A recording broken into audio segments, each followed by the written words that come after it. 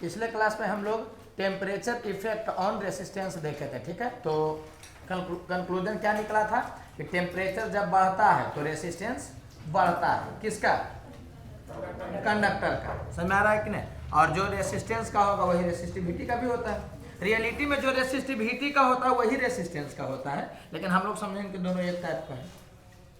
अरे आर का वैल्यू होता है रो इंटू एल बाई ए, तो रो बदलेगा तो आर बदल नहीं जाएगा जी। तो वो हम लोग पिछले क्लास में देख चुके थे।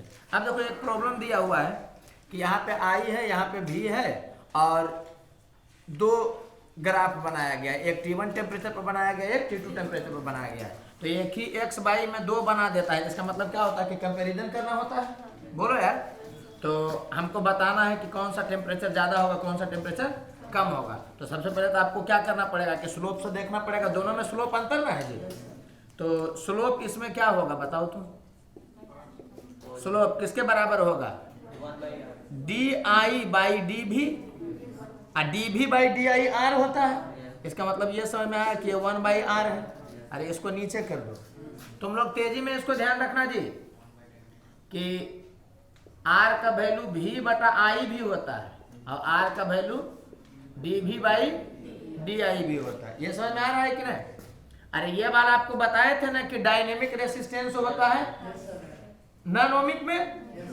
ओमिक वाला में जो डायनेमिक होता है वही स्टैटिक भी होता है। माने ओमिक में ये वाला भी लागू, ओमिक में ये समझना है कि ये दोनों एक के हो जाएगा। तो हम लोग ओमिक ही पढ़े, नॉन ओमिक नहीं पढ़ रहे हैं। तो ओमिक में ये दोनों एक है, नॉन ओमिक में ये दोनों अलग अलग है। बोलो यार। या इसी को कोई कोई ऐसे पढ़ता है कि V equal to I R, तो डी भी इक्वल टू, हाँ मतलब आर डी आई। खैर छोड़ो, उससे मतलब नहीं है। अभी आपको ये ध्यान रहना चाहिए ये वाला। तो स्लोप इसका क्या है? तो D by by D x, तो डी आई बाई डी भी, और हम लोग को पता है कि डी आई बाई डी भी कुछ नहीं होता, डी भी बाई डी आई होता है। तो इसको नीचे कर लिए तो हो गया ना 1 बाई डी भी बाई डी आई। डी भी बाई डी आई को लिख दिए आर। अरे बोलो यार। तो हमको है जो कि टेम्परेचर के बारे में बताना है। तो ये तो श्योर हो गए कि अगर टेम्परेचर ज्यादा होगा तो रेसिस्टेंस ज्यादा होगा, और रेसिस्टेंस ज्यादा होगा तो स्लोप क्या होगा? कम होगा। तो किसका स्लोप कम है? T1 का। इसका मतलब इसका रेसिस्टेंस है जो कि क्या होगा? एक मिनट, इसका स्लोप कम है, मतलब रेसिस्टेंस क्या है? ज्यादा है। रेसिस्टेंस ज्यादा है तो टेम्परेचर ज्यादा होगा। तो ये समझ में आया कि टेम्परेचर क्या होगा? T1 का ज्यादा होगा। किसके रिस्पेक्ट में? T2 के रिस्पेक्ट में। कोई दिक्कत लग रहा है? कैसे भी चलोगे तो वहीं पहुंचोगे तुम। या तो तुम स्लोप देख लो इसका, तो इसका स्लोप ज्यादा है तो स्लोप ज्यादा होगा इसका, तो इसका मतलब उसका रेसिस्टेंस क्या होगा? कम होगा।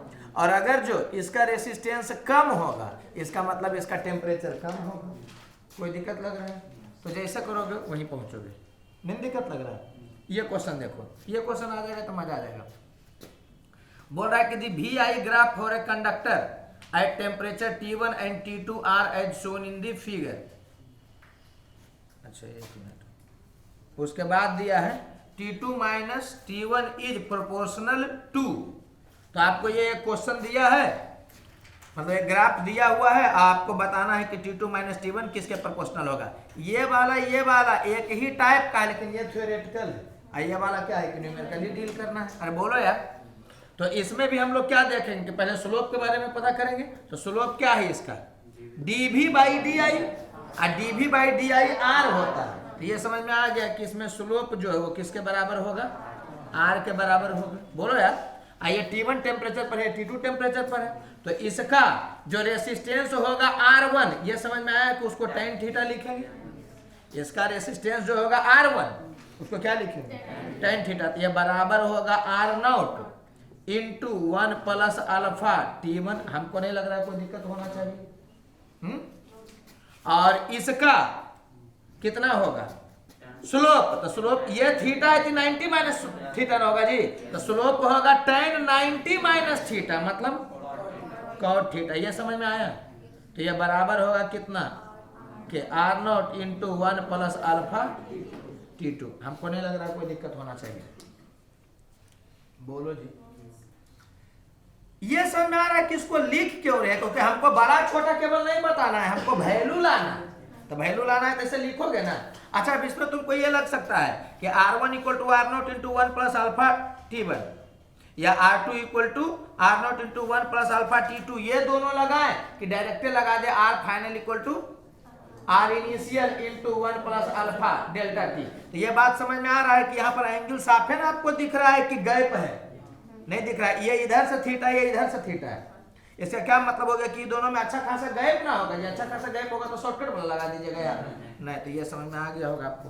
अब आपको पास दो ऑप्शन है, या तो रेशियो लीजिए तो R0 गायब होगा, लेकिन R0 गायब होगा तो आपको T2 माइनस T1 या T1 माइनस T2 टाइप का आता हुआ दिख रहा है। नहीं, या एक उपाय क्या है कि इस दोनों को घटा दीजिए। तो घटाइएगा तो ये R0 तो कैंसिल हो जाएगा, इसमें से R0 अल्फा कॉमन करिएगा तो T1 माइनस T2 या T2 माइनस T1 टाइप का दिख रहा है कि नहीं? बताओ तो कौन सा स्टेप लेना ज्यादा बेहतर होगा?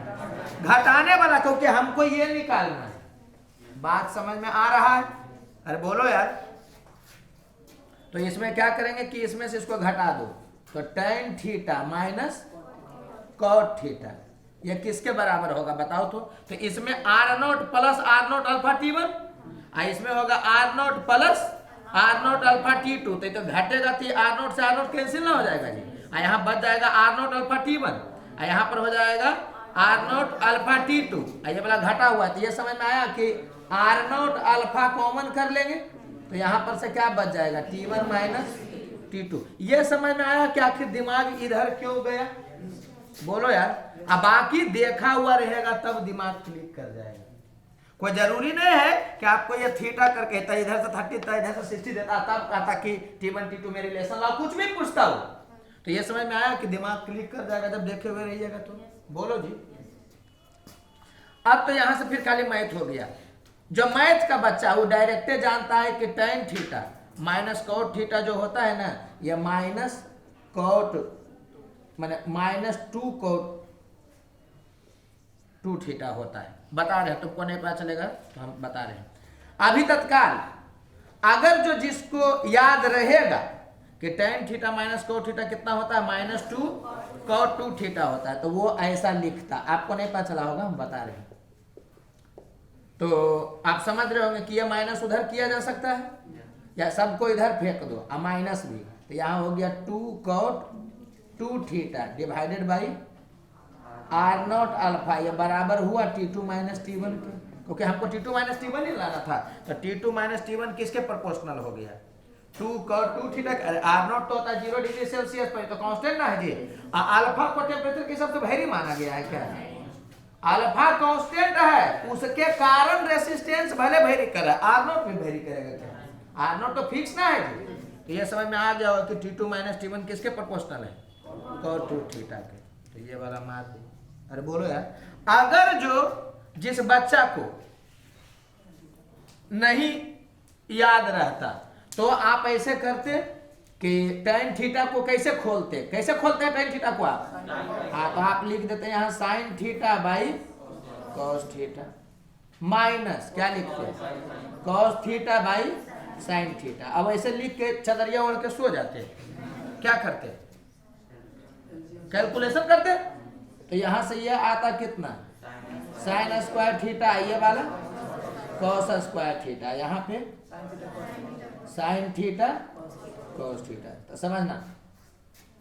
तो अब यहाँ जगह नहीं है इसलिए हम ऐसे ही छोड़ दे रहे हैं। माइनस को कॉमन कर लोगे तो क्या बचेगा यहाँ पर? तुम cos square theta minus sin square theta. अरे माइनस को कॉमन करोगे तो क्या होगा? cos square theta minus sin square theta. तो वो तो cos 2 थीटा होता है, ये तो पता होना चाहिए। तो ये समझ में आया कि इसको अगर डील करोगे तो हो जाएगा माइनस cos 2 थीटा। अरे बोलो यार। यहाँ पर sin theta into cos theta ना है जी। तो 2 से नीचे मल्टीप्लाई कर दीजिए, 2 से ऊपर मल्टीप्लाई कर दीजिए, तो ये वाला बन जाएगा sin 2 थीटा। तो ऊपर में आ गया था माइनस cos 2 थीटा और नीचे में कितना आ गया? sin 2 theta. 2 तो इधर ना था जी, तो ओवरऑल कर करके आ जाएगा इतना माइनस 2 cos 2 थीटा। अरे यहाँ 2 और 2 से मल्टीप्लाई किया तो 2 को रहने दो, ये 2 तो समटा गया ना जी इसमें।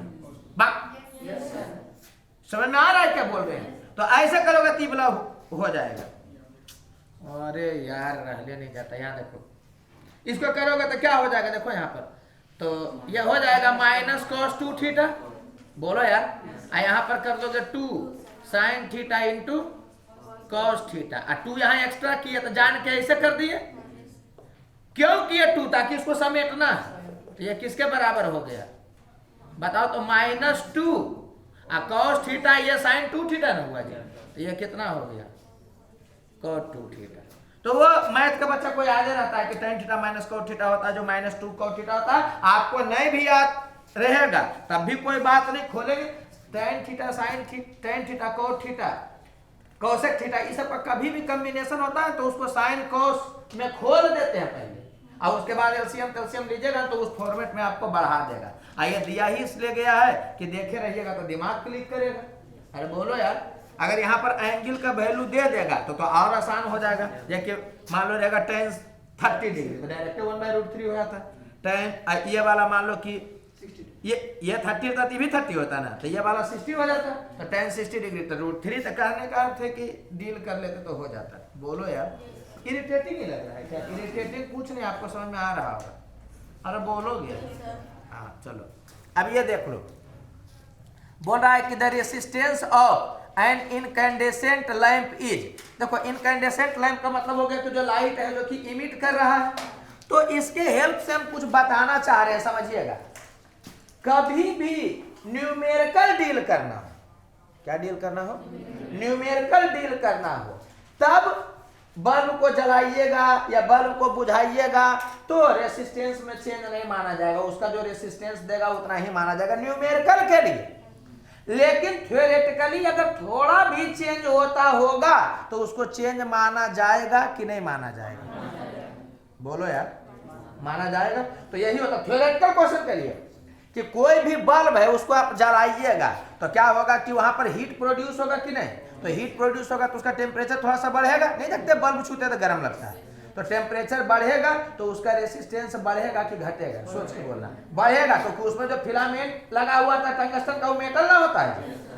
अरे बोलो यार, तो ये समझ में आ रहा है कि थ्योरेटिकली अगर किसी को आप स्विच ऑन करते हैं, मतलब क्या हो गया कि लाइट उस माने करंट उस पर बहेगा तो लाइट जो ग्लो करेगा, या फिर लाइट वाला नहीं भी रहेगा, मान लेते हीटर है, अरे समझ में आ रहा है कि नहीं, तो उससे तो लाइट नहीं निकलता, अरे गर्म होता तो लाल भले वो दिखने लगता है, लेकिन इंटेंशन नहीं था लाइट निकालना। लेकिन ये समझ में आया कि उसमें जब करंट फ्लो होगा तो वहाँ हीट प्रोड्यूस होगा, और हीट प्रोड्यूस होगा तो उसका टेम्परेचर बढ़ेगा कि घटेगा? बढ़ेगा। जब टेम्परेचर बढ़ेगा तो उसका रेसिस्टेंस बढ़ेगा।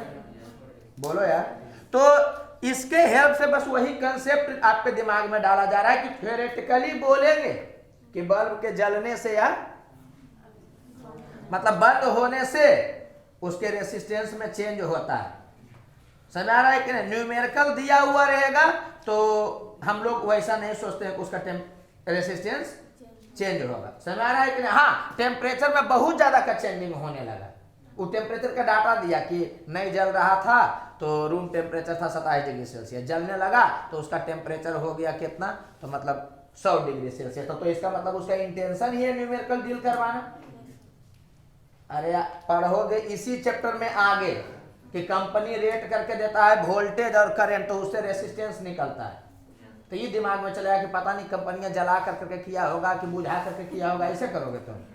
समझ आ रहा है कि नहीं? थ्योरेटिकली रेसिस्टेंस चेंज होता है, न्यूमेरिकली जब तक इंटेंशन नहीं रहे, पूछा कि बताओ वोल्टेज कितना है तो तुम रेसिस्टेंस में चेंज देखने लगोगे। समझ में आ रहा है ना जी? तो उसके लिए बोला गया, तो बताइए तो कौन सा होगा? The resistance of an incandescent lamp is, क्या होगा? Greater when switched off, smaller when switched on, greater when switched on, और क्या बोल रहा है कि बराबर रहेगा, कौन होगा? हाँ, तो ये समझ में आ रहा होगा कि ये वाला होगा।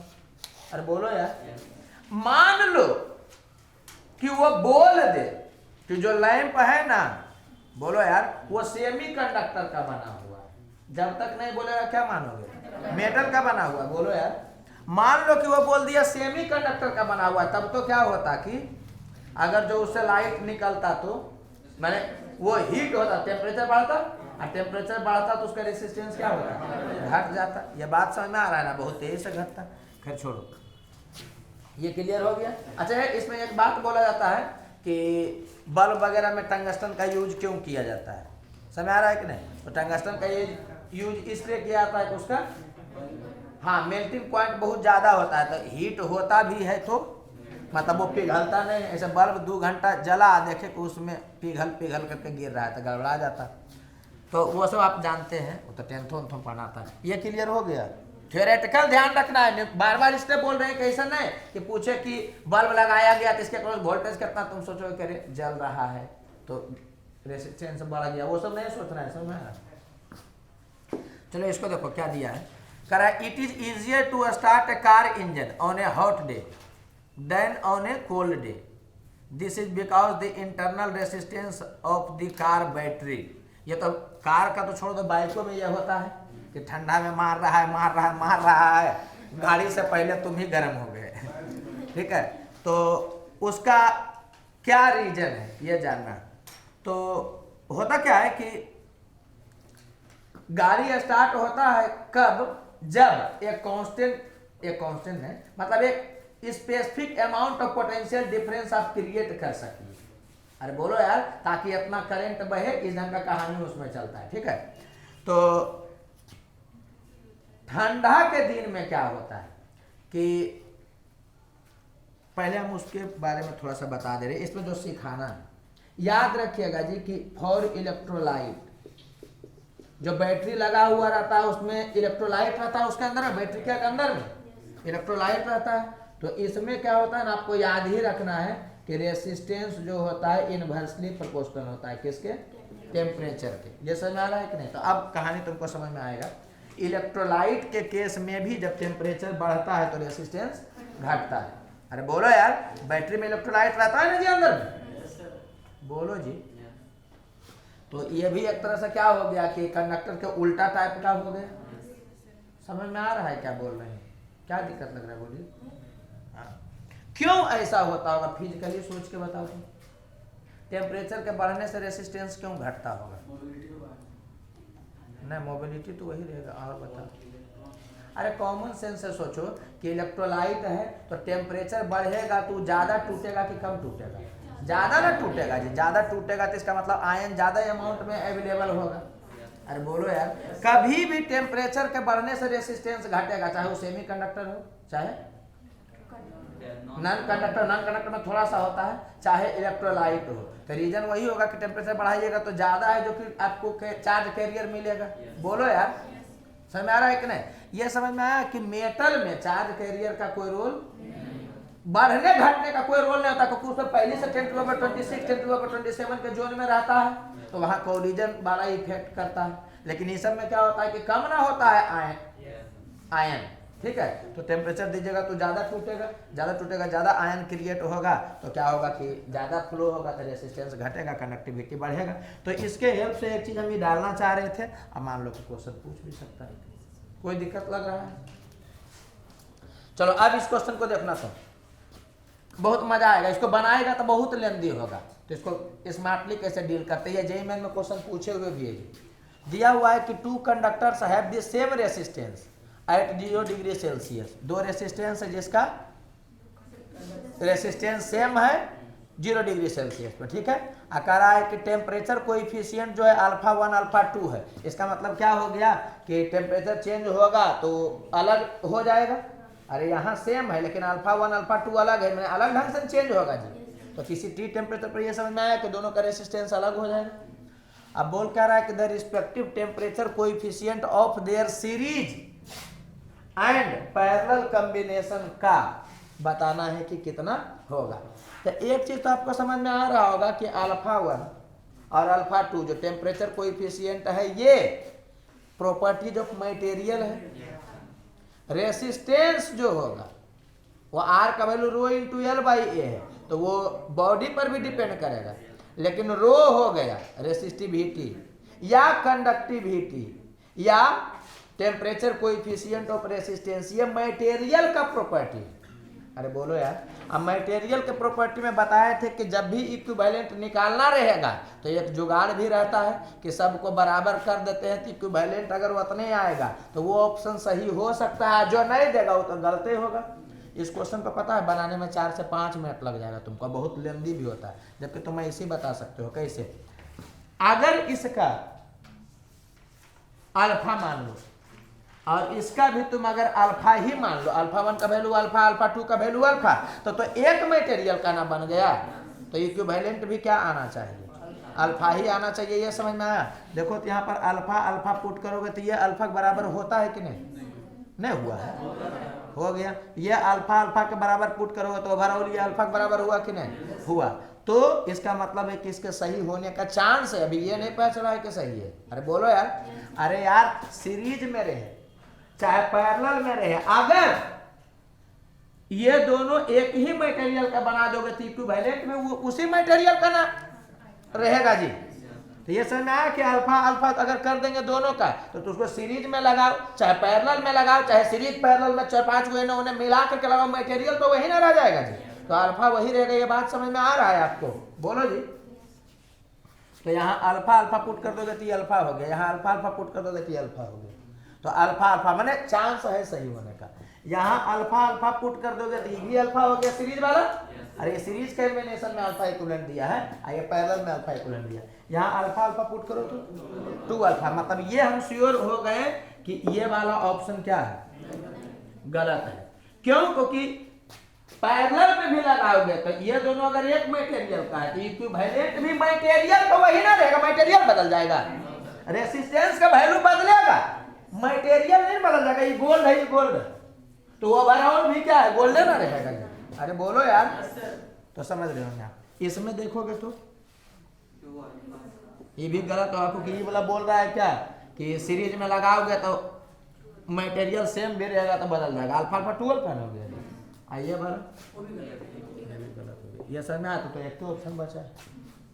तो ये जब मैं ऐसे करके तुरंत बच्चा बना लेता, आप बनाइएगा तो बहुत नौटंकी होगा। हम तो एगो में कर देते हैं, दूसरा में खाली देखिएगा तो आपको इरिटेशन लगने लगेगा। मेथड क्या है इसका समझ लीजिए, खाली थोड़ा सा ऐसे ही। मेथड ये है कि इक्विवेलेंट रेसिस्टिविटी निकालना रहे, इक्विवेलेंट कंडक्टिविटी निकालना रहे, इक्विवेलेंट मतलब थर्मल कोएफिशिएंट निकालना रहे। हम लोग उसको बाद में सोचते हैं, पहले इक्विवेलेंट रेसिस्टेंस को पहले सोचते हैं। ये बात समझ में आ रहा है? तो आर इक्विवेलेंट कैसे लिखाएगा बताओ तो? इस केस में, सीरीज वाले केस में, हाँ, तो सीरीज के केस में आर इक्विवेलेंट जो होगा वो बराबर होगा किसके? R1 प्लस R2 के। ये बात समझ में आ रहा है? तो R1 का वैल्यू T टेम्परेचर पर कितना हो जाएगा? R0 into 1 plus alpha T temperature पर, और R2 कितना हो जाएगा? तो 0 डिग्री पर तो इतना ही था। तो ये क्या? हाँ अल्फा 1 सॉरी। और 0 डिग्री सेल्सियस पर R2 का भी जो था वो कितना था? R0 ही था। तो ये समझ में आया कि T टेम्परेचर पर इतना हो जाएगा। अरे अभी R0 है 0 डिग्री पर, लिख दे रहे हैं इसको। ये अभी 0 पर R0 होगा, अब बाद में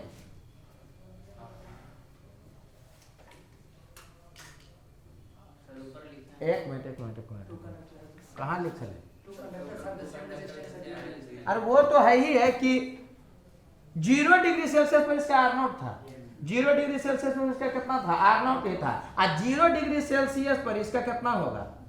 0 डिग्री सेल्सियस पर तो दोनों को जोड़ोगे ना जी, तो 2R0। अरे बोलो यार। तो अब T टेम्परेचर पर हम लोग सोच रहे हैं, तो T टेम्परेचर पर इसका रेसिस्टेंस हो जाएगा इतना, T टेम्परेचर पर इसका रेसिस्टेंस हो जाएगा इतना। तो ये हो गया, हुआ ना जी। और T टेम्परेचर पर इसका रेसिस्टेंस कितना हो जाना चाहिए? 2R0। अरे बोलो यार, 2R0 into 1 plus alpha equivalent into T। हमको नहीं लग रहा कोई दिक्कत होना चाहिए।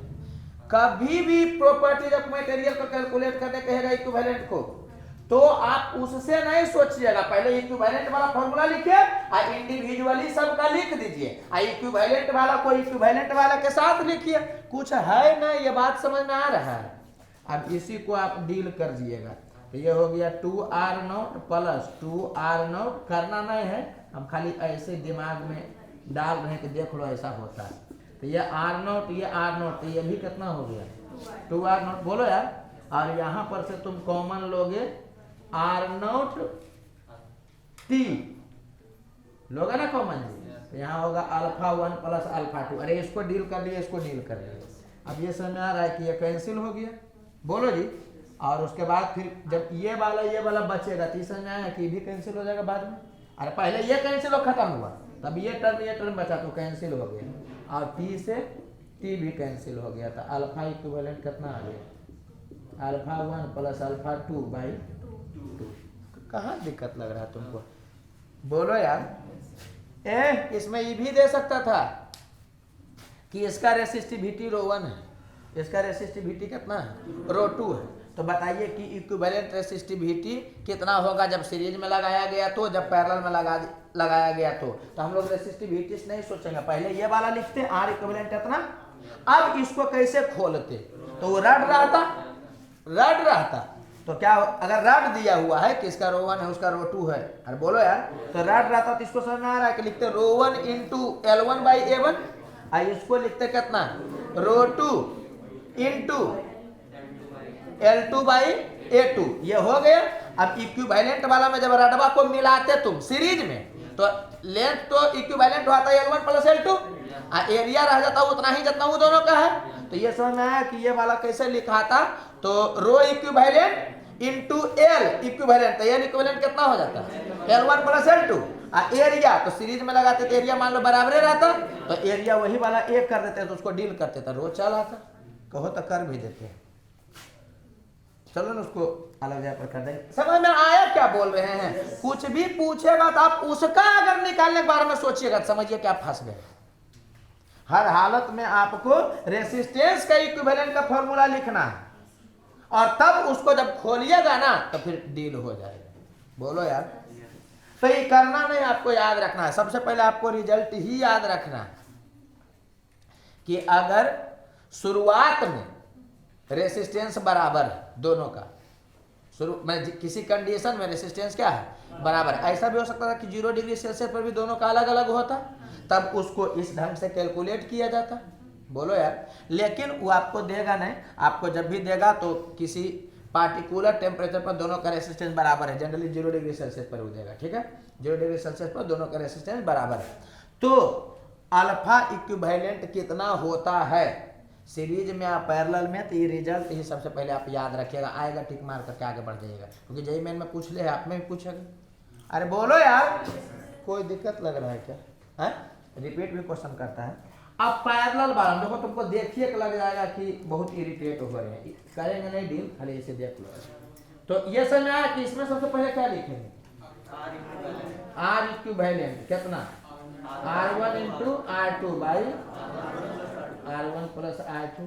तो R इक्विवेलेंट को तुम लिखोगे कितना कितना लिखोगे, R इक्विवेलेंट क्या था, T इक्वल टू 0 पर अगर ये R0 था, ये R0 था, तो T इक्वल टू 0 पर इक्विवेलेंट R0 बाई 2 था। बोलो यार, ये समझ में आया कि T इक्वल टू 0 पर इसका इक्विवेलेंट कितना था। तो अब कैसे लिखेंगे, 1 plus alpha equivalent into T, यही ना होगा। और इधर से देखेंगे तो R1 का वैल्यू होगा कितना, R0 into 1 plus alpha 1 T into R0 into 1 plus alpha 2 T by R0 into 1 plus alpha 1 T plus R0 into 1 plus alpha 2 T। कोई दिक्कत लग रहा है क्या। अब इसको डील करोगे तो खाली हम ऐसे जल्दी जल्दी कर दे रहे हैं। तो R0 को कॉमन कर लिए, तो एक R0 गायब हो गया, बोलो यार, एक R0 से इधर वाला गायब हो गया, तो 1 प्लस कैसे करोगे यार, बहुत इरिटेटिंग टाइप का हो जाएगा।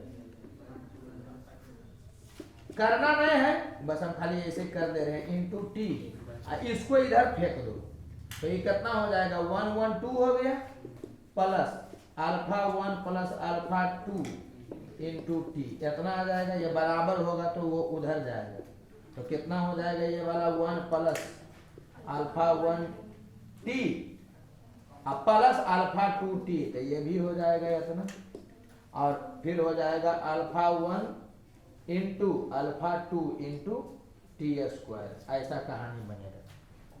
अब इसमें यही होता है कि चूंकि अल्फा 1 अल्फा 2 बहुत कम है तो अल्फा 1 अल्फा 2 बहुत कम है तो ये कितना हो गया 0 क्योंकि छोटा टर्म मल्टीप्लाई हुआ था 0। अब कितना तुमको बताएंगे। अब उसी ढंग से फिर क्या करोगे कि इसको भी डील करोगे। अच्छा इसको अल्फा इक्विवेलेंट ना कैलकुलेट करना था तो अल्फा इक्विवेलेंट कैलकुलेट करना था तो अल्फा इक्विवेलेंट को अकेले ही ना रखते थे तो बेकार में हम उसको इधर लाए। इसको इधर लाएगा तो समता आ जाएगा ना तो इसमें क्या करना पड़ेगा। चलो ना ठीक है। अरे वो ओवरऑल यही होता है क्या तुमको हम बता रहे थे। अदरवाइज हम बाइनोमियली एक्सपेंड करके कर देते। बाइनोमियल एक्सपेंशन तो तुरंत चल आता है। अब तुमको लग रहा है कि मास्टर करने कटा रहा है इसलिए हर हालत में करने पड़ेगा। अरे कुछ नहीं देखो यहाँ पर हो जाता इसको ऐसे करके लिखता अगर बाइनोमियल करना था तो ऐसे लिखता 1 बाई आर इक्विवेलेंट तो आर इक्विवेलेंट होता R nought by 2 into 1 plus alpha equivalent into T. ये आर इक्विवेलेंट का इवेंट फॉर्मूला होता है तो ये होता R nought into 1 plus alpha 1 into T अब plus 1 by R nought into 1 plus alpha 2 into T. अब वो हो जाएगा आर नोट से कैंसिल होगा ये ऊपर जाएगा 2। अब बाइनोमियली 1 प्लस ये बहुत छोटा टर्म रहेगा तो ऊपर में जाएगा तो जाएगा 1 minus alpha equivalent into T. ये खाली बता रहे हैं तुमको कि इसको देख करके तुमको समझ में आ जाना चाहिए कि समझ पाएंगे नहीं। ये भी जाएगा तो बाइनोमियली होगा तो ऐसा हो जाएगा और वो भी जाएगा तो 1 माइनस अल्फा 2 इंटू टी होगा। तो अब ये तक में तुम समझ गए हो। तो यहाँ से क्या हो गया ये 2 हो गया ये 2 हो गया कैंसिल हो गया। यहाँ हो गया -2 अल्फा इक्विवेलेंट इंटू टी ये बराबर हो गया alpha minus alpha 1 plus alpha 2 into T. तो टी से टी कट गया माइनस से माइनस कट गया तो अल्फा इक्विवेलेंट कितना आ गया अल्फा 1 प्लस अल्फा 2/2। यो हो जाता। इसको इधर करेंगे तो ये समझा जाएगा तो बेहतर है कि इसको ऐसे लिख देना। हम बस खाली नौटंकी कर रहे हैं इंटू टी ये वाला हटा दो। अब यहाँ से भी क्या होता है ना कि इसको डील करने पर चल आता है फिर से किया जाएगा इसको ऊपर किया जाएगा तो हो जाएगा ठीक है। अरे हो जाता है यार ओवरऑल तुम समझो ना। अब जगह है नहीं तब कहाँ करें यहाँ पर इसीलिए तो इधर जगह नहीं था तो हम बाइनोमियल रस जल्दी कर दिए कि देखो वैसे हो जाता है। वो सब कुछ नहीं सोचना जितना देर सुने ना समझ लो कि वो टाइम बेकार हो गया। बस खाली हम दिमाग में बैठाएं आपको ये करके कि आपसे ये वाला नहीं हो पाएगा। बाकी सब जगह हुआ था सीरीज वाला नहीं देखे तुरंत हो गया लेकिन फिर भी हम बोलेंगे कि ये नहीं सोचिए।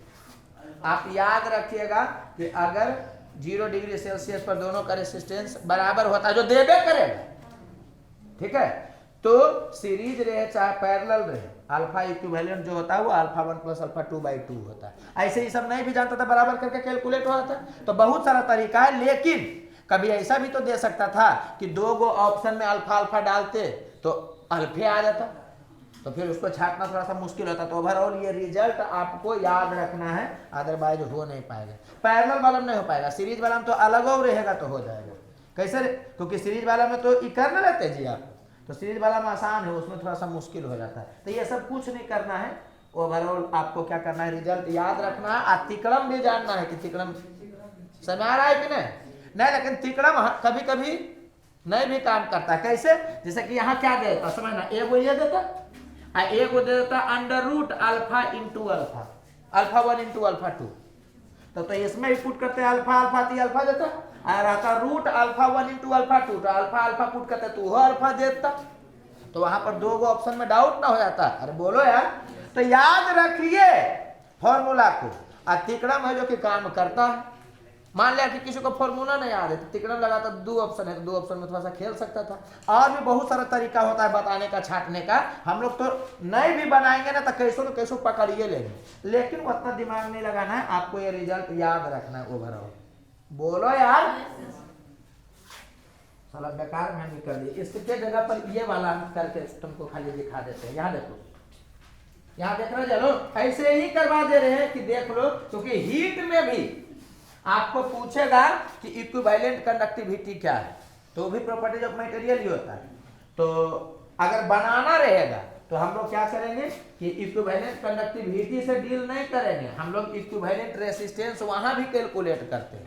समझ में आया कि नहीं? अब वहां थर्मल रेसिस्टेंस होता है लेकिन वहां भी कैलकुलेट करते हैं। तो वो खाली हम ऐसे बता रहे हैं ताकि थोड़ा सा दिमाग खुले तुम्हारा कि एरिया ए है और लेंथ कितना है, कुछ भी L1 मान लो या L है, और एक और रड है, इधर देखिए, मोबाइल मत चलाइए, एरिया ए है और इसका लेंथ कितना है, मान लो कि 2L है और इसका कंडक्टिविटी K1 है, इसका कंडक्टिविटी K2, ठीक है।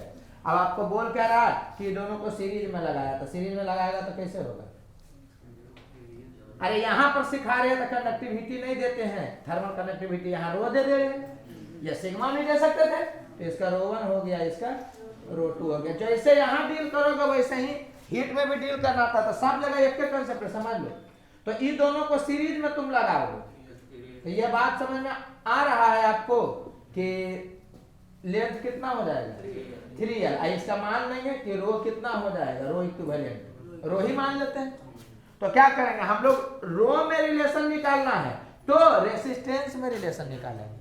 तो इस समय तो आर इक्विवेलेंट कितना हो जाएगा, तो रो आर इक्विवेलेंट को लिखोगे रो इक्विवेलेंट, चलो इक्विवेलेंट लिखिए देते हैं, रो इक्विवेलेंट इनटू एल कितना हो जाएगा 3L। बोलो यार, सीरीज में लगा हुआ कैसे ना होगा। अब बाई एरिया तो जितना AL इसका है उतना ही ये हो जाएगा। तो आर इक्विवेलेंट किसके बराबर होगा, R1 प्लस R2 को सीरीज में, तो R1 कितना हो जाएगा, ρ1 into L by A plus इसका कितना हो जाएगा, ρ2 इंटू L बाई A, यही ना होगा। इसी को डील कर लिएगा कि A से A कैंसिल हो गया, L से कैंसिल हो गया, तो रो इक्विवेलेंट कितना हो गया, ρ1 प्लस 2ρ2 बाई 3। अरे बोलो यार, समझा रहा। अगर पैरेलल में देता तो लेंथ सेम कर देता, तो पैरेलल वाला में लगाते तो इक्विवेलेंट का भी लेंथ उतना ही होता, लेकिन एरिया A1 प्लस A2 हो जाता। अब फिर से उसमें क्या करते कि पैरेलल वाला इक्वेशन लिख देते और उसके बाद आप रो के टर्म में उसको फेंकते। पहले इक्विवेलेंट वाला लिख देना, are equivalent R1 plus R2, अरे बोलो इस केस में, और फिर उसको रो वाला में फेंक देते। समझ में आ रहा है? ये एक जगह की बात नहीं है, ये 4-5 चैप्टर का बात है। तो प्रॉपर्टीज ऑफ मटेरियल कैलकुलेट करने के लिए बोलता है, तो कभी भी उसके बारे में नहीं सोचते हैं, पहले इक्विवेलेंट वहां पर जो जानते हैं उसको लिखिए और तब उसको खोल दीजिएगा तो चल आएगा। अरे बोलो यार, तो ये सब चीज आपको समझना, कोई दिक्कत लग रहा? क्यों सिखा रहे हैं? क्योंकि कोई जरूरी नहीं है कि वेरिएबल के ही टर्म में देगा, हो सकता है कि आपको डाटा दे ले रहे इसका 2 है, इसका 3 है, तो बताओ इसका कितना होगा, तब तो तिक्रम से नहीं ना बन पाएगा ये। बोलो यार, कोई दिक्कत लग रहा है क्या? एक तिक्रम और होता है कि कभी भी ρ1 ρ2 दो को मान लो दिया है, रो के बारे में नहीं बोल रहे, कोई भी चीज के प्रॉपर्टीज ऑफ मटेरियल को 2 को दिया है तो हर हालत में इक्विवेलेंट इन बिटवीन ही उसके आएगा, कोई भी प्रॉपर्टीज ऑफ मटेरियल में। जैसे कि सिग्मा α1 और α2 का डाटा दे ले रहता, तो पहले एक चीज तो आपको श्योर समझ जाना था कि इक्विवेलेंट क्या होगा, उसके बीच में ही आएगा अगर डाटा दे ले रहेगा तो। जैसे कि एगो का दे दिया 2, एगो का दे दिया 3, अरे बोलो यार, तो इक्विवेलेंट 5 नहीं हो जाएगा, इक्विवेलेंट 1 नहीं हो जाएगा, वो 2 और 3 के बीच में ही रहेगा। ये सब भी तिक्रम होता है कि जानने से डील होता है। ये समझ में आया? क्योंकि हीट ट्रांसफर में भी यही डिटो ऐसे ही किया था। अगर जो कंडक्टिविटी देता था क्या लिखते, rho into L by A में रो को 1 बाई सिग्मा करते, तो 1 by sigma equivalent into L by A। अरे बोलो यार, रो का वैल्यू होता है 1 बाई सिग्मा, तो वैसे यहाँ पर भी होता है 1 by sigma 1 into L by A, वैसे करके डील कर लेते तो चल आता। कोई दिक्कत लग रहा है क्या है? तो आप समझ रहे होंगे। तिक्रम पहले लगाने का प्रयास करेंगे, अगर जो डाटा नहीं दिया वेरिएबल के टर्म में दिया है तो वैसे बन जाता है जनरली, लेकिन अगर 2 ऑप्शन फंसाएगा, समझ आ रहा है कि नहीं? तो और हम बताएंगे कि कैसे कैसे देखते हैं, बताइए क्या, देखिए लो थोड़ा सा छोड़ दो। चलो यहाँ देखो, अब इसमें बताने का जरूरत नहीं है कि सीरीज में है तो सब से सेम करंट पास होगा, इक्विवेलेंट से उतना ही करंट पास होगा, कैपेसिटर में बोला जा चुका है ना। और इक्विवेलेंट कितना होगा तो इतना होगा। इसमें बस यही बताया जा रहा, उसमें बताया गया था कैपेसिटर में, तो उसमें बोला गया था कि कैपेसिटर में सीरीज में आता तो वोल्टेज इनवर्सली प्रोपोर्शनल बढ़ता है। इसमें क्या बताया जाएगा कि अगर सीरीज में रहेगा तो वोल्टेज डायरेक्टली प्रोपोर्शनल बढ़ेगा। कैसे? तो V का वैल्यू होता है I into R, तो ये सब में I कांस्टेंट ना है। तो ये समझ में आया कि वोल्टेज कैसे बढ़ेगा, डायरेक्टली प्रोपोर्शनल। प्रोपोर्शनलिटी तुम जानोगे ना कि डायरेक्टली प्रोपोर्शनल है कि इनवर्सली प्रोपोर्शनल है, तो सवाल दो भाग में फिर जाता है। एक में दे करके दूसरा में पूछेगा तो डायरेक्ट हो जाएगा रेशियो वाला, या टोटल दे करके किसी एक में पूछेगा तो बांटने वाला कंसेप्ट। कैपेसिटर में बता चुके, यहाँ बताएंगे तो नहीं उतना। तो ये समझ में आ रहा होगा तुमको कि अगर इसका पोटेंशियल डिफरेंस निकालना रहेगा तो क्या करेंगे। तो बताया गया था ना कि दो को बना के करते हैं, तो इसको पकड़ लेंगे और इसको समेट लेंगे। नहीं भी समेटिएगा तो बन जाएगा, लेकिन हम चाहते हैं कि तुम डायरेक्टली इनवर्सली सब केस में तुम ऐसा ही करो कि दुइये भाग में करके करो। अरे बोलो यार, डायरेक्टली में दो भाग में नहीं भी करके करोगे ना तो हो जाएगा, लेकिन हम चाहते हैं कि वह हैबिट डालो ताकि इनवर्सली में भी तुमको ज्यादा दिक्कत नहीं लगे। बोलो जी। तो अगर इसमें निकालना है पहले तो हो जाएगा टोटल वोल्टेज जो बांटना है बाटा दिस प्लस बाकी का, तो बाकी का तो डायरेक्ट ऐसे हो जाएगा ना R2 प्लस R3। अरे बोलो यार, तो इसमें निकालना कि दोनों को समेट लिए ऐसे किए इनटू डायरेक्टली है तो R1 होगा। इसी में बताया जाता है कि तुम नहीं भी समेटते तो डायरेक्ट भी जोड़ते तो यही चला था, लेकिन हम जान कैसा इसके कर रहे हैं ना ताकि सब जगह एक के हैबिट रहे, नहीं कि पैरेललों में गलती से वैसे हो गया तो जाए वो। इसलिए पैरेलल में भी मैंने क्या कहता है इनवर्सली में भी अगर दो भाग में कर लीजिएगा तो क्या होगा, टोटल बटा दोनों को जोड़ दिए और इसमें निकालना है उल्टा किए। तो ये हैबिट हम बनवा देना चाहते हैं कि दो भाग में करके करिए, पहला लेवल में इसे जानिए। अरे बोलो यार, समझ रहे हो? बताओ तो V3 में कितना होगा, इसका वोल्टेज कितना होगा बताओ तो यहाँ टोटल को बांटना है तो V बाई क्या करेंगे R3 प्लस, अब बाकी जो बचत का उसका इक्विवेलेंट इनटू R3। समझ आ रहा है कि नहीं? अच्छा इसमें देकर के इसमें पूछता तब भी बांटने वाला कंसेप्ट चलता है। तो एक में देकर के दूसरा पूछता तो डायरेक्ट हो जाता कि V1 by V2 V1 by V2 बराबर हो जाता R1 बाई R2 क्योंकि डायरेक्टली है। इनवर्सली रहता मान लो कहीं तब हो जाता क्या V1 बाई V2 तो R2 बाई R1। तो ये हमेशा से दो भाग में सोचना। अगर टोटल को बांट के देना तो बतेबे किए ना कि पहले जो दिया हुआ उसको दो भाग में कर दीजिए, जिसमें निकालना उसको अलग पकड़िए, बाकी को समेट दीजिए और उसके बाद बतेबे किए। समझ में आ रहा है? एक जगह का नहीं है, सब जगह का बात है। कैपेसिटर में समझा चुके इसलिए यहाँ समझाएंगे नहीं है। चलो अब पैरेलल कॉम्बिनेशन में आप जानिए रहे कि हर कॉम्बिनेशन का पोटेंशियल डिफरेंस सेम हो जाएगा, पोटेंशियल डिफरेंस इस कारण से वो पैरेलल में है ना, पैरेलल है इस कारण से पोटेंशियल डिफरेंस सेम है, ये सब बता चुके हैं। तो बस यही पैरेलल कॉम्बिनेशन है तो सबका पोटेंशियल डिफरेंस सेम होगा और किसी कॉम्बिनेशन का भी देखेंगे तो उतना ही होगा। अरे बोलो यार, इक्विवेलेंट है जो कि इतना होता है कुछ बताने का जरूरत है नहीं। जब भी इस ढंग करता है तो दो गो रहता है तो वैसे होता है, और अगर आइडेंटिकल रहता है तो डिवाइड किया जाता है। बोलो यार, और जब भी इस ढंग का रहेगा तो आपको बताए थे ना कि इक्विवेलेंट छोटा से भी छोटा होता है, और जब भी जोड़ने वाला रहेगा तो इक्विवेलेंट बड़ा से भी बड़ा रहेगा। तो इस समय कि इसमें सीरीज में इक्विवेलेंट रेजिस्टेंस जो होगा वो बड़ा से भी बड़ा होगा, और पैरेलल में जो इक्विवेलेंट रेजिस्टेंस होगा वो छोटा से भी छोटा होगा। कोई दिक्कत लग रहा है तो ये आप जान रहे। अब इसमें क्या आएगी कि करंट को बांटना है तो बता दे रहे हैं कि इनवर्सली होता है, देखो कैसे, लेकिन सोचना नहीं है, डायरेक्ट रखना, क्योंकि ये जहां जो गायब हुआ तो ये मीटर सब गायब हो जाएगा। तो आपको पहले से पता है कि आई का वैल्यू कितना होता है V बाई R। तो सब केस में V कांस्टेंट ना है जी, इसका मतलब आई इनवर्सली प्रोपोर्शनल होगा किसके, R के। ये बात समझ में आ रहा है? तो अगर जो आपको निकालना रहेगा I1 तो कैसे निकालेंगे? पहले ये देखिएगा, I1 निकालना है तो कौन डाटा दे सकता है? या तो इसका डाटा देता तो डायरेक्ट करते I1 बाई I2 तो बराबर R2 बाई R1 के, या इसमें क्या है कि टोटल करंट दे रहा है, करंट में बढ़ करके जाएगा सब में। अरे बोलो यार, तो क्या करोगे बताओ? तो टोटल करंट यहाँ लिखोगे बाई, कैसे डील करोगे? हम चाहते हैं कि तुम बोलो, अगर इसमें निकालना है तो कैसे करोगे? उसको पकड़ लेंगे और बाकी को समेटेंगे इक्विवेलेंट से और उसको जोड़ेंगे। ये समझ में आया कि R1 में निकालना है तो R1 को तो लिख दिए और बाकी को समेट ले, तो R2 into R3 by R2 plus R3, ये समझा गया दूसरा भाग। अब निकालना है R1 में तो किससे मल्टीप्लाई करें? R2 into R3 by R2 plus R3। ये समझ में आया कि इसको समेट ली, तो एक भाग ये हो गया। तो क्या किए कि टोटल वाला में दोनों को जोड़े और जिसमें निकालना उल्टा से मल्टीप्लाई किए तो इनवर्सली।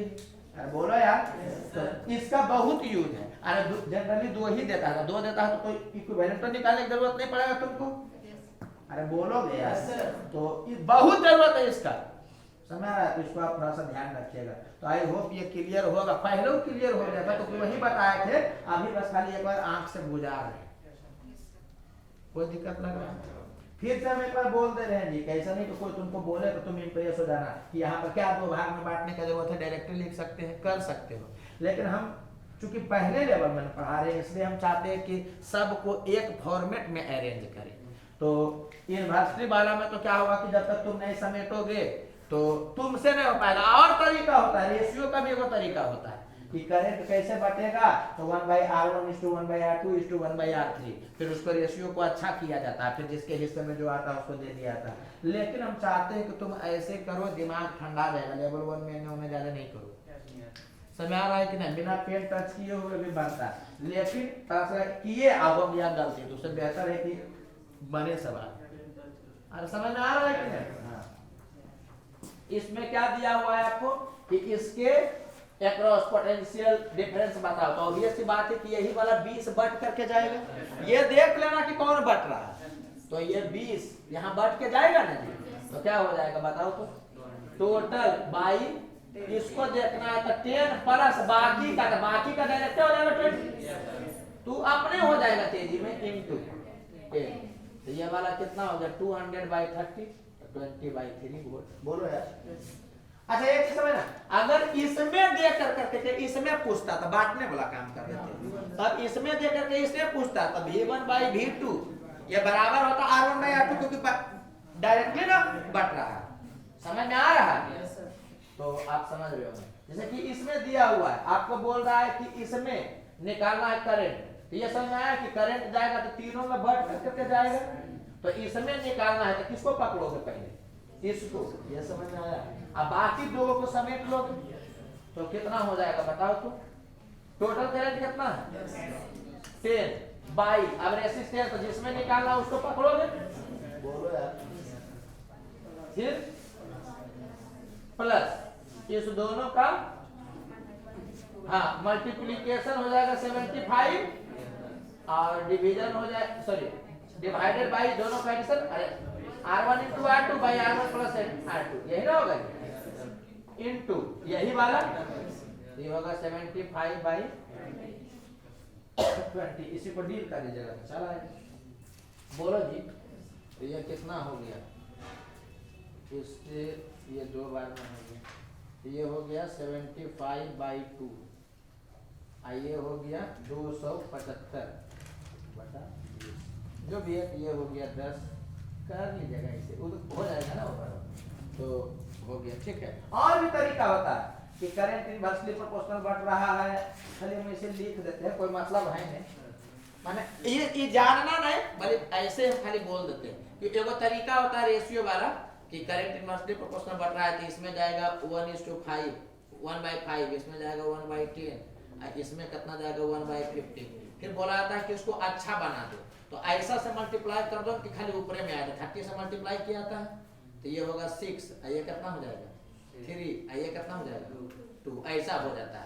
अब क्या बोला जाता है कि जो ये वाला है ना उसको डिवाइड कर दो रेशियो के समेशन से, तो 6 3 9 2 11, ठीक है। और इसको कितना हिस्सा मिला था, इतना ना, इतना मतलब इतना, इतना मतलब 6, तो ये आ गया 60/11।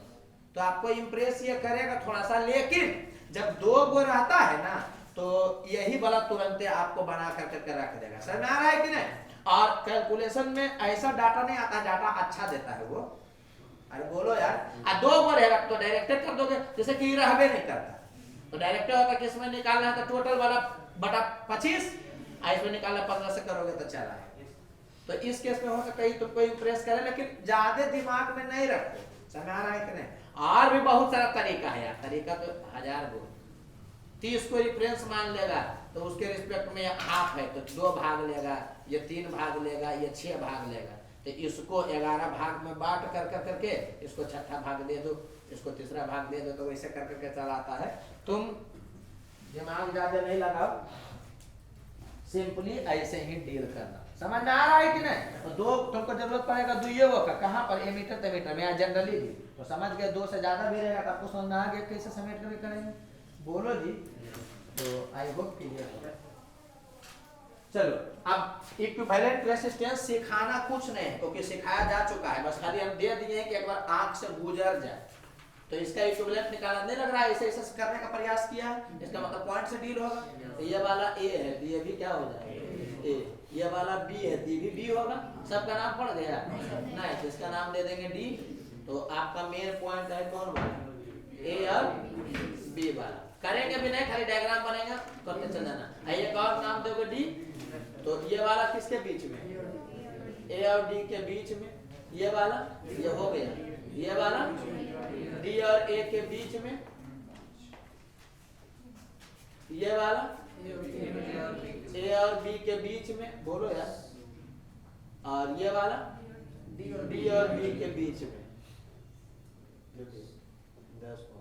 समझ में आ रहा होगा क्या होगा? ये दोनों पैरेलल में हो गया, और फिर ये वाला सीरीज में हो गया, और फिर ये वाला पैरेलल में हो गया। डील कर लीजिएगा, चला है वो करेंगे नहीं। समझ में आ रहा है क्या बोल रहे? चलो इसको तुम देखो, तो इसमें भी क्या होगा कि ऐसे ऐसे करने का प्रयास किया है। ऐसे एक चीज याद भी आप रख सकते हैं इस केस को कि जब 3 को ऐसे दे देगा और एक से ऐसे करके ऐसे लगावे, एक ऐसे करके ऐसे लगावे, तो बीट स्टोन होने का चांस रहता है। तो इसमें ये समझ में आया, 3 को कर दिया और एक के इंड से, एक तरफ से कर करके माने दूसरे इंड पर नहीं पूरा, हाँ मैं 3 है ना, तो यहाँ से कर करके यहाँ लाया, और फिर यहाँ से कर करके यहाँ लाया, पता चलने लगेगा आपके, आने भी पता लगेगा। तो पॉइंट मेथड से होगा। तो ये समझ में आ रहा हो क्या? अगर ऐसा रहेगा तो 20/10 2 हो गया और 16/8 2 हो गया। बोलो यार, तो जब ऐसा रहेगा तो इसको या तो मिला दीजिए या क्या करिएगा, हटा दीजिएगा। बोलो जी, इसको अभी तत्काल रेजिस्टेंस में हटाना ज्यादा बेहतर होता है। समझ आ रहा है कि नहीं? तो इसको हटा दिए। अब जैसे ये वाला हटेगा तो ये वाला हो जाएगा 36 सीरीज में, और ये वाला कितना हो गया 18 हो गया। तो दोनों पैरेलल में है तो डील कर लीजिएगा। और नहीं पता चलेगा अगर ऐसे, तो पॉइंट वाला बतेबे किए हैं कि ये बाई है, टी भी बाई, ये एक्स है, टी भी एक्स। यहाँ पर एक नया नाम दीजिएगा डी, या यहाँ नाम दीजिएगा ई। तो एक्स बाई मेन पॉइंट हो गया, और डी और ई कर बनाइएगा तो मीटर स्क्वायर पूरा क्लियर दिखेगा। ऐसे ये याद भी रखते हैं कि 3 गो है, चाहे कैपेसिटर, चाहे रेजिस्टेंस, चाहे इंडक्टर। समझ में आ रहा है कि नहीं? तो अरे कंफ्यूजन नहीं रहना चाहिए क्या कि ऐसे से ऐसे कनेक्ट करेगा तो रेजिस्टेंस रहना जरूरी है। इसमें ऐसे मिला दिया वो होगा मीटर स्क्वायर टाइप का। तो ये पता चल रहा है कि 3 रहेगा तो लास्ट वाले से एकदम लास्ट नहीं चल जाना, उसके एक पहले, और इधर के लास्ट से इधर लास्ट नहीं चल जाना, एक पहले। देखो ना 3 है तो इधर के लास्ट से एकदम नहीं लास्ट चल जाना, एक पहले, और इधर से एकदम लास्ट नहीं चल जाना, इधर से एक पहले। ऐसा कंबाइंड का रेजिस्टेंस भी रहना चाहिए तो दिख जाएगा आपको। वैसा जनरली देता है तो डायग्राम बनाने में कहा टाइम वेस्ट करिएगा, आपको पता चल गया। कैपेसिटर रहता तो उखाड़ भी सकते थे या लगा देते, तो पैरेलल में दिक्कत ज्यादा आसान होता। सीरीज में उखाड़ के फेंक देना ही रहता ज्यादा अच्छा। कोई दिक्कत लग रहा है क्या? हाँ? तो आप लोग क्या करिएगा ना कि ये क्वेश्चन जो लिखा हुआ होगा उसमें छेड़छाड़ नहीं करिएगा, सॉल्यूशन में एक दूसरा डायग्राम बना लीजिएगा ये वाला। बोलो यार, तो इसको हम नहीं कर रहे हैं, हो ना जाएगा जी? ठीक है। चलो यहाँ देखो, सब जल्दी जल्दी इसी गुजर जाएगा। यहाँ पे देखो, यहाँ पर देखो तो ये सर्किट खुद उलझा हुआ है कि उलझाने का प्रयास किया गया? प्रयास किया गया। कहाँ प्रयास किया गया? प्रयास कब किया जाता? जब इसको ऐसे करके अन्य से कनेक्ट करता है, इसको ऐसे करके इधर करने का प्रयास करता है। वो सिंपली ना दिख रहा है, तो पॉइंट में थर्मल नहीं लगेगा। इमेज बनाओ, ऐसे देखते देखते हैबिट लग जाएगा। ये दोनों स्पेशल केस है, समझ आ रहा है? देखते देखते हैबिट लग जाएगा। तो मिरर तुम ऐसे रखोगे, देखो तो इमेज बन रहा है। कहाँ बन रहा है? नहीं बन रहा। बोलो यार, ऐसे रखो तो ऐसे रखोगे तो इमेज बन रहा है। तो बताए थे ना कि जिस रेसिस्टेंस या कैपेसिटर का दोनों छोर रहेगा मिरर पर, तो वो वाला या तो उसको उखाड़ कर फेंक दो या वायर लगा दो। तो बताओ तो यहाँ बेहतर कौन होगा, उखाड़ के फेंकना कि वायर लगाना? उखाड़ के फेंक देना। तो इसको उखाड़ के फेंक दोगे, अभी तत्काल ऐसे हम दिखा रहे हैं, तो ये हट जाता और ये भी क्या होता, हट जाता। तो ये वाला उखाड़ के फेंक दोगे तो नहीं दिखेगा कि ये 2R हो गया, ये 6R हो गया, ये 4R हो गया। अरे बोलो यार, तो समझ में आ रहा होगा कि 1/R इक्विवेलेंट कितना बराबर हो जाएगा? तो 1/2R प्लस 1/6R प्लस 1/, समझ में आ रहा है कि वही हो जाएगा 12R। तो 6 प्लस 2 प्लस 3 कर लीजिएगा। R इक्विवेलेंट कितना आ गया? 12R/11। कुछ बताना नहीं, पहले बताया जा चुका है कैपेसिटेंस में। नहीं समझ में आया तो समझाएंगे भी नहीं। चलो, इसमें बेहतर मैंने किसी भी ढंग से तुम करोगे, यहाँ से करोगे तब भी तुमको इमेज दिख जाएगा। एक तरीका है कि उलट दीजिए। अरे बोलो यार, तो उलट के करोगे अब फिर भी डील नहीं अगर हो पाया तो फिर परपेंडिकुलर वाला देखोगे। या बताए थे ना कि जब ऐसे भी इमेज दिख जाए और ऐसे भी इमेज दिख जाए तो क्या करते हैं कि इसको तोड़ देते हैं। अरे बोलो यार, तो ये वाला कैसे टूट जाएगा? ये यहाँ R/2 हो जाएगा, ये भी क्या हो जाएगा? R/2। अरे होगा ना जी, तब ना ऐसे करके तुम बनाओगे। बोलो यार, ये भी R/2 हो जाएगा, इधर भी R/2। पहले सुनते जाना।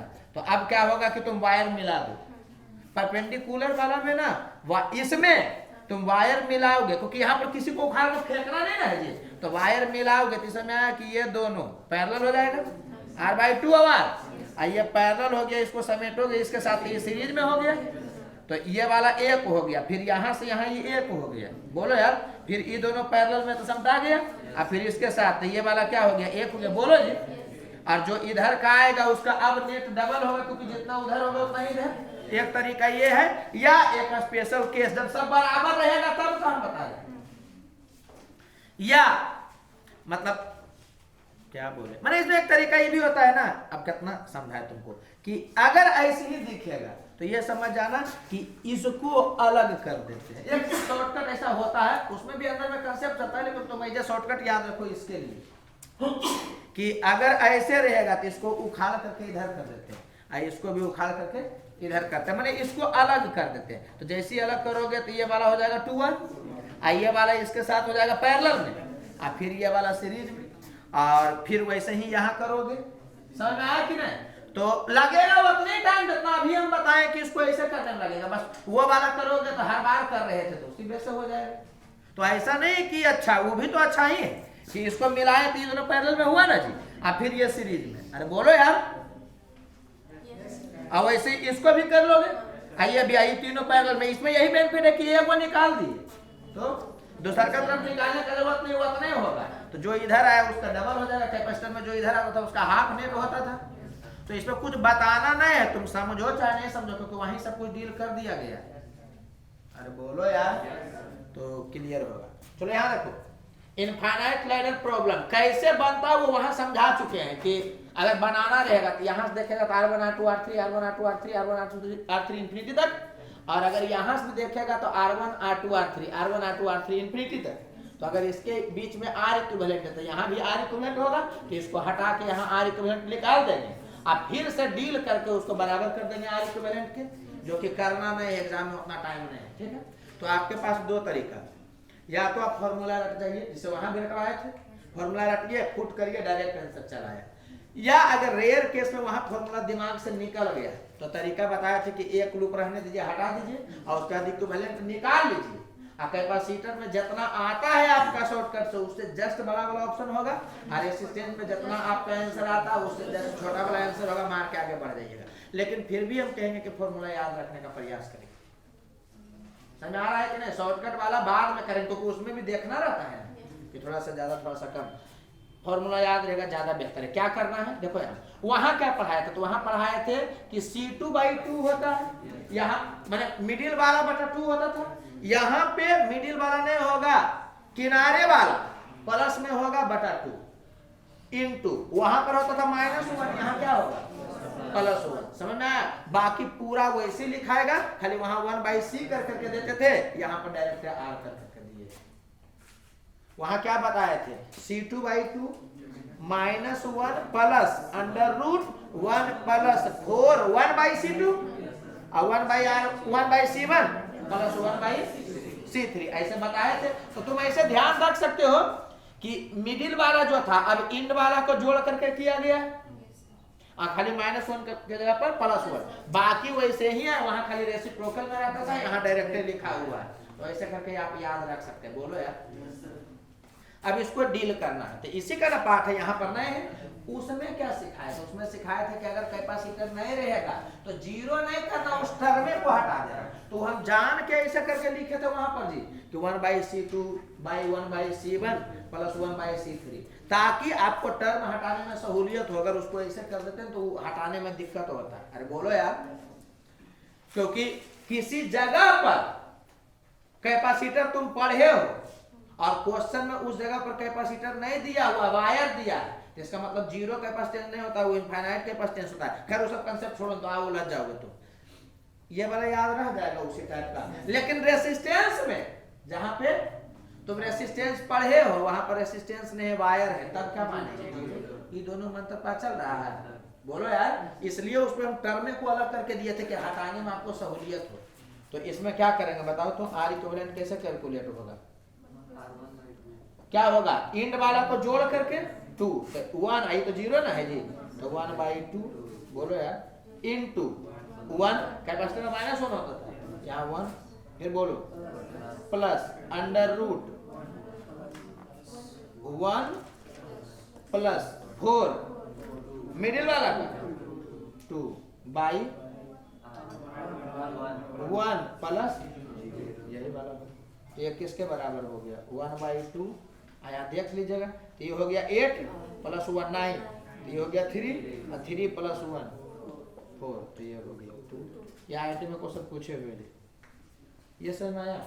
और शॉर्टकट से अगर कोई कैलकुलेट करना चाहेगा तो इसको हटा देता, तो इसको हटाता तो ये कितना होता, 2 1 3 हुआ ना जी, और 3 इंटू 2 6/3 प्लस 2, तो ये हो जाता 6/5, और ये वाला कितना हो जाता, ये वाला होता ना 6/5, आइए 1, तो R इक्विवेलेंट शॉर्टकट में कितना हो जाता, तो 1 प्लस 6/5 बोलो यार, ये हो जाता 1.2, तो ये हो जाता 2.2 ओम। शॉर्टकट वाला होगा, तो रियल आंसर इससे जस्ट कम वाला जो भी होता तो वो वाला पकड़ा जाता। ये तो बात हम बता रहे हैं, लेकिन फॉर्मूला याद रखिए, वो ज्यादा बेहतर है। क्या दिक्कत लग रहा है? कोई दिक्कत लग रहा है क्या? इतना सोच तो बताया कि कैपेसिटर में पता है, उसको हम बड़ा सोच समझ करके ऐसे किए, तो बुक में नहीं देखेगा वो मिलेगा, ये बुक में मिल जा सकता है। वो वाला जो कैपेसिटर में बताया तो वो बुक में वैसे कर करके नहीं देगा, उसको हम जान करके वैसा अरेंज किए थे ना कि टर्म हटाने में तुमको सहूलियत हो, तो बहुत नौटंकी हो जाता है। ये तो दुद्दू का फॉर्मूला तुमको रखना पड़ता है, मैंने इसके लिए अलग रखना पड़ता कैपेसिटर वाला, और इसके लिए अलग, ऐसे एक उसने हो गया था, तो उसको थोड़ा सा करना पड़ा तुमको। छोड़ो ये वाला, तो आपको पहले से पता है कि ये वाला इसके बराबर, ये वाला इसके बराबर आ जाता है, बोलो यार। और ऑब्वियस सी बात है कि बैलेंस नहीं, बैलेंस में तो ऐसे होता तब ना, तो ये बैलेंस नहीं है। तो जो फॉर्मूला वहां पढ़े थे ना, डिट्टो एकदम 100% यहाँ भी है। क्या बताए थे कि एक इंड वाला को पकड़ लीजिएगा और बाकी ई दोनों को जोड़ दीजिएगा, फिर अब इसको पकड़ लीजिएगा और इस दोनों को जोड़ दीजिएगा, डिवाइडेड बाय ये वाला को जोड़ दीजिएगा। तो इसको भी अरेंज करके बताया गया, ऐसे यहाँ बुक में कैसे देगा, तो R1 प्लस R2 ऐसे देगा, R1 plus 2R2 plus R3 ऐसे करके। तो इसको जान के इसलिए बताया कि एक को करिएगा, ये दोनों को जोड़ दीजिएगा, फिर इसको करिएगा, ये दोनों को जोड़ दीजिएगा, और यहाँ जो लिखल का रहेगा ना उसी को निकाल करके जोड़ दीजिएगा, थोड़ा सा अच्छा हो जाता है, माने झंझट नहीं होता। बोलो यार, तो उस पर हम प्रॉब्लम जानबूझ करके नहीं करवा रहे हैं, कुछ करना नहीं, वो डाटा दे रहेगा, पुट कर दीजिएगा। समझ रहे हो ना? Symmetric unbalanced Wheatstone. देखो तो ये वाला सिमेट्रिक वाला है कि नहीं, पहले देख के बोलो, कुछ मुँह खोल के नहीं बोलते। बोलो यार, सबसे पहले ये बीट स्टोन बैलेंस्ड है क्या? नहीं बैलेंस्ड है। नहीं बैलेंस्ड है तो खाली एक वो केस हो सकता है, अगर वो नहीं होगा तो फिर शॉर्टकट ही लगेगा। देखो तो वो वाला है क्या? यहाँ 5 रहता तो यहाँ 5 रहता, यहाँ 10, यहाँ 10, तब ना होता जी।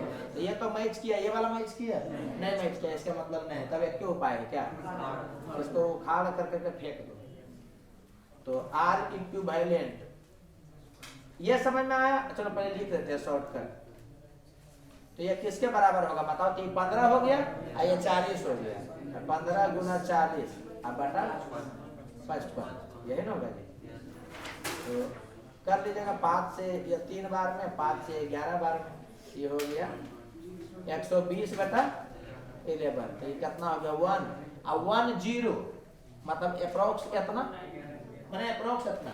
तो ओरिजिनल आंसर कितना होगा? तो इससे जस्ट कम, तो 10.8 10.7 इस ढंग के आसपास में होगा, वो ऑप्शन पकड़ा जाएगा। तो ऐसा पूछता नहीं है, पूछ देगा तो वैसे करना, अदरवाइज तो इसका ऐसा मेथड है ना कि जितना देर से अभी तक पढ़ाएंगे फिर उतनी देर पढ़ाना पड़ेगा खाली इसके लिए, तो वो सब कोई मतलब है नहीं। उसमें होता है कि बैटरी लगाओ, उसके बाद करंट फ्लो करवाओ, तो कितना करंट गया वैसे कर करके चेक करना आता है। समझ में आया कि नहीं?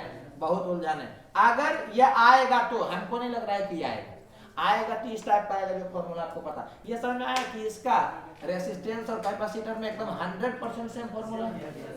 अरे बोलो यार, एक्चुअली वीडियो बनाए हैं ना, एगो डाले थे, उसमें गलती से ये वाला लिखा गया था R1 + R3, समझाए हैं वैसे, लेकिन हुआ कि यहाँ क्या होगा, उसको पकड़ लिए, फिर दोनों को जोड़ोगे ना तो बोल वही रहे हैं, लेकिन उस वीडियो में वही हो गया है यूट्यूब वाला में कि यहाँ गलती से R1 + R3 लिखा गया है। समझा रहे हैं वैसे बोल के, तो खैर वो तो लाइक ये नहीं आ गया, हम जानते हैं, लेकिन हम उतना भी नहीं जानते कि 100% से ठीक है। तो अगर जो खुदा ना खास्ते आ गया तो आपको समझ जाना, ठीक है। और उस ढंग करेगा तो फॉर्मूला ही बना, वहां भी उखाड़ के फेंक करके डील कर सकते थे, लेकिन क्या बोले, फॉर्मूला से ही बनाने का प्रयास करो। फॉर्मूला सब रट जाओ। बोलो यार, इसमें भी सिखाया जाता है सिमेट्रिक, वो सब लेवल 2 में होता है, लेवल 1 में। ये तो एक कॉमन दिया हुआ इनफाइनाइट लैडर दिख रहा है कि नहीं दिख रहा है? आकार दिख रहा है। इनफाइनाइट लैडर वो ना है, इनफाइनाइट है, लेकिन इनफाइनाइट लैडर का प्रॉब्लम नहीं है। अरे बोलो यार, एक इनफाइनाइट है लेकिन सब पैरेलल है ना जी, उसमें इनफाइनाइट लैडर वाला देखो तो सब पैरेलल है ना, तुमको दिखता है, वहां तो पैरेलल सिर्फ पता नहीं चलता है। बोलो यार, इसमें सिंपल है कि सब पैरेलल में ही। मैथ वाला है जो मैथ सिखाया तो वो वाला, तो 1/r इक्विवेलेंट किसके बराबर होगा बताओ तुम? 1/r प्लस, कोई दिक्कत लग रहा है क्या? कहाँ तक? इनफाइनाइट लैडर वो हो गए तो खाली इनफाइनाइट है इसमें। अभी समझ में आ गया कि इसमें इसे डिवाइड करोगे तो 1/3, इसमें इसे डिवाइड करोगे तो 1/3, वैसे करोगे तो इसमें पहला टर्म होता है a/1 - r, तो इसमें से इसको डिवाइड किया तो यहाँ 1/3 था ना, तो यहाँ से हो गया कितना 2/3, तो उसको करोगे तो हो गया 3/2/3 था ना, तो 3 ऊपर करोगे तो हो जाएगा 3/2। बोलो यार, यही हो गया, ये 1/r इक्विवेलेंट है, तो यहाँ से r इक्विवेलेंट कितना हो जाएगा 2r/3। वो ऐसे पकड़ा जाएगा तुमसे डायमेंशनली भी कि नीचे में थोड़ा याद रहेगा। अरे हो सकता है नहीं दिख रहा होगा, खाली बोल रहे हैं उसको सुनो। ये समझ में आया? तो ये एक सिंपल प्रॉब्लम है, वो दे दिए कि भाई उसको नहीं भूला जाना, वो भी अपना ही है तुम्हारा। कोई दिक्कत लग रहा है? चलो इसमें बताओ ए और बी के बीच में, ये भी इनफाइनाइट लैडर प्रॉब्लम है, इसमें तो इनफाइनाइट नहीं। अरे बोलो यार, तो कैसे डील होगा बताओ तो?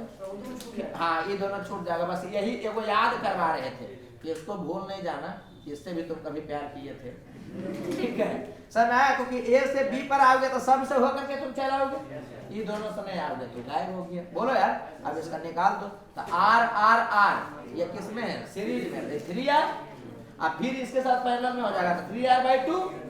बोलो जी, तो 3r/2 मैंने 1.5r, आई हो गया आर आर, तो ये 2r प्लस 1.5r कितना हो गया? ये समझ में आ गया हो कि 3.5r हो गया। इसमें भी शॉर्टकट लगा कुछ क्या? नहीं तो आप समझ रहे होंगे। मैंने आदमी कंफ्यूज हुआ था, कोई दिक्कत लग रहा है? इनफाइनाइट वाला में एगो प्रॉब्लम ये करवाया गया था, इनफाइनाइट नहीं था कि उसमें इनफाइनाइट नहीं बोला था, इनफाइनाइट रहेगा तो यही हो जाएगा।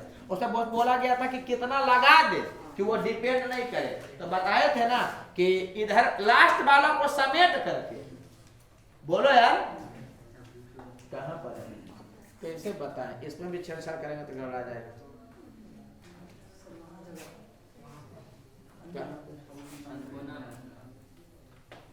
हम बालकोनी वाला सीट नहीं मांगते तो मांगो जाके। चलो यहाँ देखो, मैंने ऐसे ही था कि ये R1 है, ये मान लो कि R2 है, यहाँ भी दे सकता था लेकिन अभी चलो छोड़ दिए। फिर वैसे ये क्या है, R1 है, आइए R2 ऐसे करके यहाँ भी दे सकता था, ऐसे कर करके जाता है, यहाँ लास्ट में वैसे रहेगा कि वही यहाँ R1 है, यहाँ पर कुछ लगा देगा R। समझ आ रहा है कि नहीं? अब बोलेगा कि इस R का वैल्यू कितना हो कि इसके एक्रॉस इक्विवेलेंट रेसिस्टेंस नंबर पर डिपेंड नहीं करे। तो बताया था ना कि ये दोनों को समेट लेते हैं और फिर इसका इसके साथ इक्विवेलेंट निकालते हैं और वो बराबर आ जाएगा इसके, तब तो फिर से कहानी वैसे चलेगी। तो ये समझ में आ रहा होगा कि इस दोनों का समेटोगे तो होगा R1 प्लस R, और फिर उसका इसके साथ कॉम्बिनेशन करोगे तो कितना हो जाएगा, R2 into R1 plus R, बोलो यार, by R2 plus R1 plus R, बोलो जी, ये किसके बराबर होना चाहिए? R के। अरे इसको समेटे और फिर इसके साथ समेट करके अगर यहाँ R तुम लगा दिए तो फिर ना वही वाला कहानी रिपीट करेगा। तो ये भी तुम्हारा ही था, अपना ही तुम्हारा ही था, अलग ही सेंस लग जाता है, वैसा नहीं। कोई दिक्कत लग रहा है तो इसे में R डील कर लिया जाएगा। चला बताया था कि तो ट्रायले से डील हो जाता है कि पुट करके ट्रायल देखते हैं, मैंने ये दोनों को समेटे और इसको इसके साथ समेटे और देखे कि वही आ गया ऑप्शन से, तो हम समझ जाते हैं कि वही कहानी चल रहा होगा। अरे बोलो जी, तो कंप्लीट हो गया, समझ आ रहा है? तो देखो इक्विवेलेंट वाला जब आपको पढ़ाया था तो नहीं लगा था कि लगभग 2 क्लास एकदम ढेर चला था, ढेर ढेर। अरे बोलो यार, यहाँ पर क्या हुआ कि इधर करने में हमको लग रहा है कि आधा घंटा 45 मिनट लगा होगा इधर वाला में, बाकी तो उसमें टाइम मिल गया। और वैसे अगला क्लास भी आओगे तो पूरा सर्किट एक बार खाली गुजरेगा कि हाँ वैसे वहां बनाते थे, यहाँ पर ऐसे बनाएंगे। अंतर क्या रहेगा, वहां Q0 करते थे तो C इंटू V करते थे, यहाँ पर I0 करेंगे तो V बटा R करेंगे।